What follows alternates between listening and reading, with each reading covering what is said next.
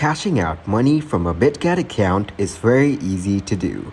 Today I'm gonna show you how to do it. First of all, you have to log into your Bitget account using your credentials.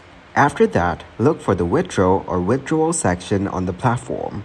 This is usually found in the user dashboard or account settings. Now choose the cryptocurrency you want to withdraw. Then ensure that the cryptocurrency is available for withdrawal. After that, provide the necessary details for the withdrawal, including the withdrawal amount and your external wallet address where you want to receive the funds. Now, some platforms may have additional security measures, such as two-factor authentication or email verification. Then complete any required security steps.